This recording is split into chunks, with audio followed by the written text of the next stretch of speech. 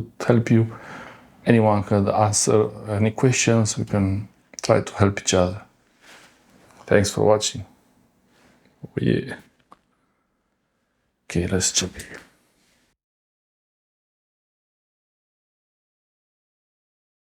Okay, now it seems to be working with the orange cable.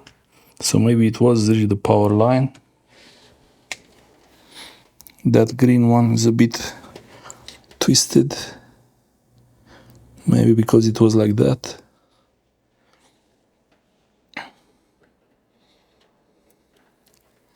I will keep them nearby to be able to switch between them.